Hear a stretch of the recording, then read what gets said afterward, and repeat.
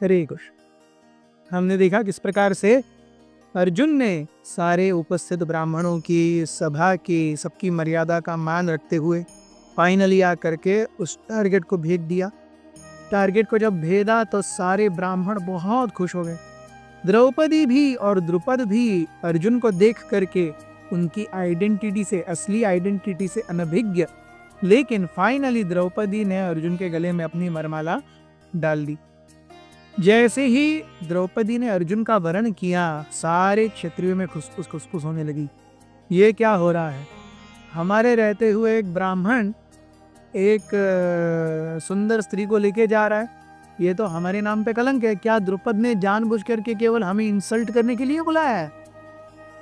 ये सेंस करके कि ये अब माजरा गड़बड़ होने वाला है, द्रुपद ने अपने चीफ मिनिस्टर सेनापति को बुलाया और कहा कि सेना रेडी रखने के लिए बोलो, पक्का यहाँ युद्ध होगा।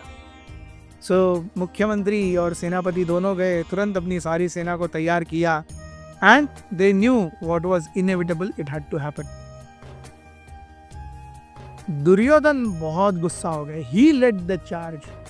द्रुपद ने हमें केवल अपमानित करने के लिए यहाँ पर बुलाया है। इस सारे स्वयंवर का मुख्य उद्देश्य द्रौपदी का विवाह नहीं, हमें धूल चटाना था और उसको हमें दिखाना था कि देखो कैसे ब्राह्मण तुमसे ज्यादा क्वालिफाइड हैं और अच्छे हैं। क्या ऐसे गरीब और दरिद्र ब्राह्मण के यहाँ पे द्रौपदी जा सकती है? अगर इनकी ये प्लानिंग नहीं होती तो द्रुपद की ये पक्का ये प्लानिंग है और अब हमें द्रुपद को सबक सिखाना ही होगा। सारे राजा तैयार हो गए, हाँ हमको द्रुपद को सबक सिखाना ही होगा। सारे एक साथ आ गए। द्रुपद एक साथ इतने सारे राजाओं को हाँ करते हुए देख करके थोड़े से बौखला गए। जब बौखला गए तो ये देख, यू सी, डीलिंग में साइकोलॉजी पक्का पता चलती है। जैसे ही द्रुपद थोड़ा सा डर गए, वो पीछे हटे। वो पीछे हटते हुए देख करके दुर्योधन और काफी सारे राजा एक ऐसे कतार में उनके सामने आ गए। Drupad was taken back. इतने सारे लोगों को वो एक साथ झेल नहीं सकते थे, ये वो खुद भी जानते थे। जैसे ही स्वयंवर की माला डाली गई और कुछ होने लगी, युधिष्ठिर तुरंत अपनी जगह पे खड़े हो गए और सबसे कहा चलो यहाँ से निकल चलते हैं, हमारा काम हो गया है। युधिष्ठिर बोल करके निकलते चले। पीछे कुंती, भीम, नकुल, सहदेव और सबके पीछे अर्जुन, अर्जुन के पीछे द्रौपदी, सब बाहर जा रहे। बाहर जाते जाते उन्होंने देखा कि द्रुपद इस प्रकार से घिरे जा रहे हैं क्षत्रियों से। युधिष्ठिर ने कहा भीम, अर्जुन जाओ संभालो मोर्चे को। विद इन सेकेंड्स उन राजाओं के बीच में और द्रुपद के बीच में भीम और अर्जुन दोनों खड़े हो गए। अर्जुन के हाथ में अभी वो धनुष था जिससे उन्होंने उस मछली को भेदा था।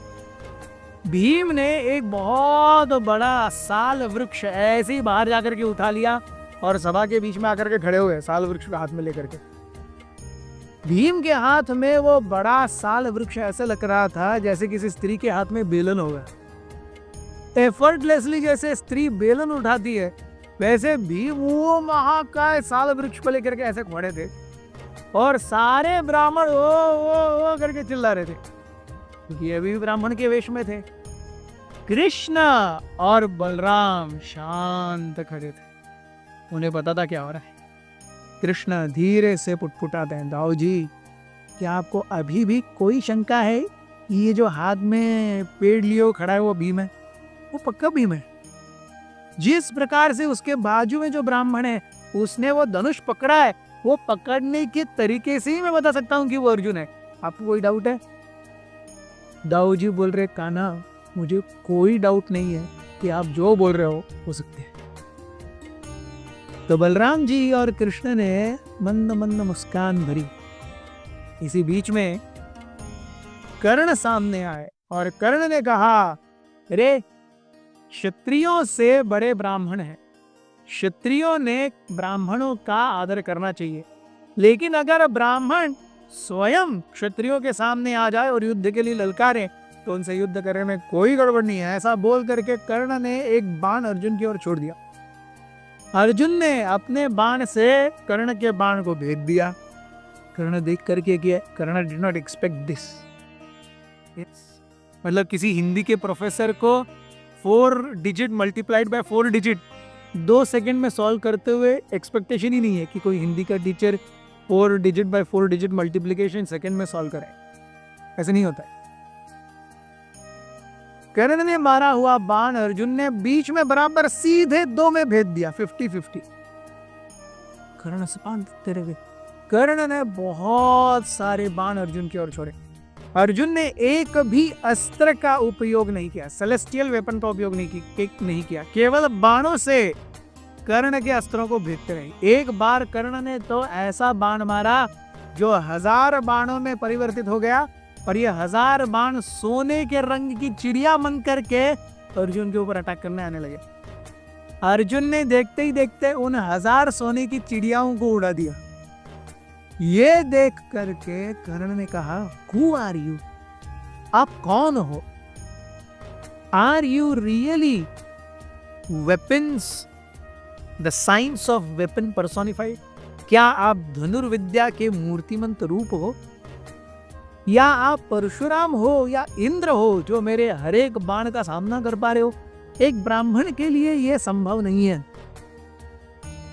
अर्जुन ने कहा, देखो मैं न ही परशुराम हूं, मैं न ही इंद्र हूं, मैं केवल एक सिंपल ब्राह्मण हूं।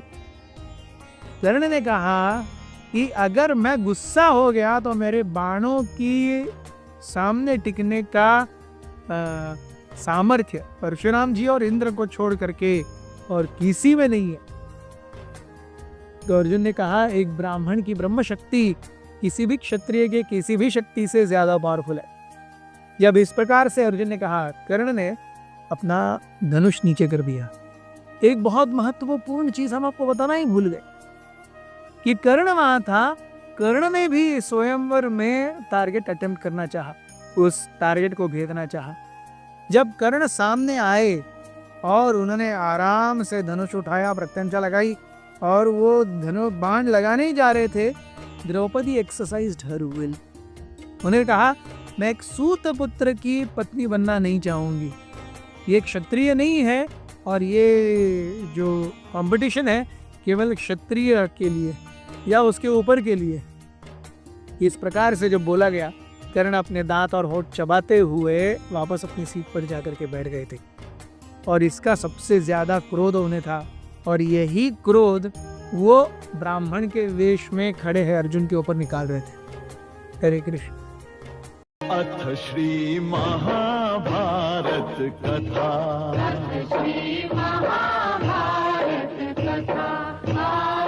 महाभारत कथा।